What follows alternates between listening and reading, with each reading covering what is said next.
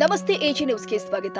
ಗುಂಡ್ಲುಪೇಟೆ ಪಟ್ಟಣದ ಕೆಎಸ್ಆರ್ಟಿಸಿ ಘಟಕದಲ್ಲಿ ಶಾಲಾ ವಿದ್ಯಾರ್ಥಿಗಳಿಗೆ ಉಚಿತ ಬಸ್ ಪಾಸ್ ವಿತರಣೆ ವಿಳಂಬವಾಗಿರುವುದರಿಂದ ವಿದ್ಯಾರ್ಥಿಗಳು ಕಳೆದ 1 ತಿಂಗಳಿಂದ ಅಲೆದಾಡುವಂತಹ ಪರಿಸ್ಥಿತಿ ನಿರ್ಮಾಣವಾಗಿದೆ ಅಂತ ಕರ್ನಾಟಕ ಕಾವಲು ಪಡೆಯ ಅಧ್ಯಕ್ಷ ಎ ಅಬ್ದುಲ್ ಮಾಲಿಕ್ ಆರೋಪಿಸಿದ್ದಾರೆ. ಈ ಕುರಿತು ತಾಲೂಕಿನ ಬೇಗೂರು ಗ್ರಾಮದ ಮಹೇಶ್ ಸೇರಿ ಹಲವು ವಿದ್ಯಾರ್ಥಿಗಳು ಕರ್ನಾಟಕ ಕಾವಲು ಪಡೆಗೆ ದೂರನ್ನ ಕೊಟ್ಟಿದ್ದು, ಸಮಸ್ಯೆಯನ್ನ ಕೂಡಲೇ ಬಗೆಹರಿಸಿ ವಿದ್ಯಾರ್ಥಿಗಳಿಗೆ ಉಚಿತ ಬಸ್ ಪಾಸ್ ವಿತರಿಸಬೇಕು ಅಂತ ಆಗ್ರಹಿಸಿದ್ದಾರೆ. ಈ ವಿಷಯವನ್ನ ಕೆಎಸ್ಆರ್ಟಿಸಿ ಘಟಕದ ವ್ಯವಸ್ಥಾಪಕರ ಗಮನಕ್ಕೂ ತರಲಾಗಿದ್ದು, ಇನ್ನು ಸೂಕ್ತ ಕ್ರಮ ಕೈಗೊಳ್ಳದಿರುವುದಕ್ಕೆ ಅಸಮಾಧಾನ ವ್ಯಕ್ತಪಡಿಸಿದ ಅವರು, ವಿದ್ಯಾರ್ಥಿಗಳ ಹಿತದೃಷ್ಟಿಯಿಂದ ಅಧಿಕಾರಿಗಳು ತಕ್ಷಣವೇ ಕ್ರಮ ವಹಿಸಿ ಬಾಕಿ ಉಳಿದಿರುವ ಉಚಿತ ಬಸ್ ಪಾಸ್ಗಳನ್ನು ವಿತರಿಸಬೇಕು ಅಂತ ಒತ್ತಾಯಿಸಿದ್ದಾರೆ.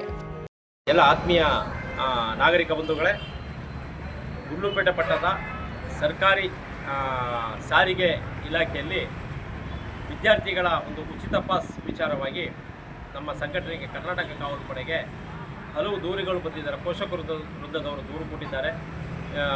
ನಿನ್ನೆ ತಾನೇ ಬೇಗೂರಿನ ಮಹೇಶ್ ಅನ್ನುವ ಒಬ್ಬ ಪೋಷಕರು ವೃಂದದವರು ದೂರು ಕೊಟ್ಟಿದ್ದಾರೆ.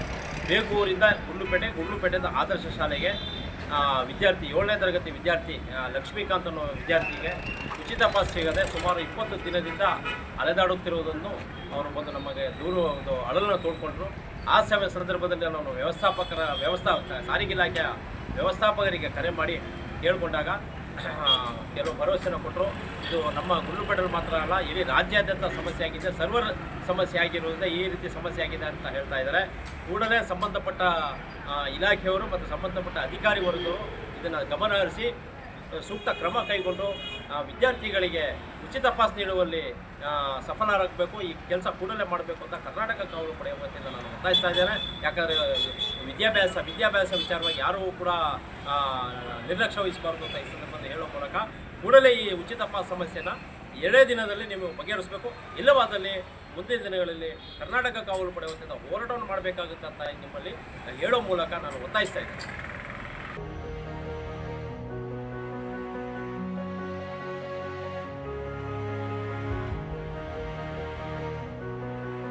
ಕನ್ನಡಿಗರ ಮೆಚ್ಚಿನ ನಿಮ್ಮ ಎಜೆ 24/7 ನ್ಯೂಸ್ ಕನ್ನಡ ವಾಹಿನಿ ಇದೀಗ ಟಿವಿಯಲ್ಲಿ ಲಭ್ಯ.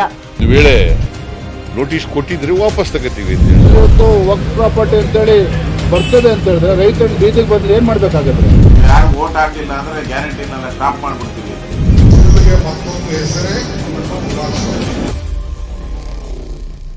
ಕರ್ನಾಟಕ ಮತ್ತು ದೇಶ ವಿದೇಶ 360 ಡಿಗ್ರಿ ಸುದ್ದಿ ಹಾಗೂ ಉತ್ತರ ಕರ್ನಾಟಕ, ಬೆಳಗಾವಿ, ಬಾಗಲಕೋಟೆ, ಧಾರವಾಡ, ಹಾವೇರಿ, ಗದಗ, ಬಿಜಾಪುರ ಜಿಲ್ಲೆಯ ಕ್ಷಣದ ವಿವರವನ್ನ ಪಡೆಯುವುದಕ್ಕೆ ಎಜೆ 24/7 ನ್ಯೂಸ್ ಕನ್ನಡ ವಾಹಿನಿಯನ್ನ ಲೈಕ್ ಮಾಡಿ, ವಿಡಿಯೋಗಳನ್ನ ಶೇರ್ ಮಾಡಿ, ಕಮೆಂಟ್ ಮಾಡುವ ಮೂಲಕ ನಮ್ಮ ವಾಹಿನಿಗೆ ಸಹಕಾರ ನೀಡಿ ಮತ್ತು ಚಾನೆಲ್ ಅನ್ನ ಸಬ್ಸ್ಕ್ರೈಬ್ ಮಾಡಿ.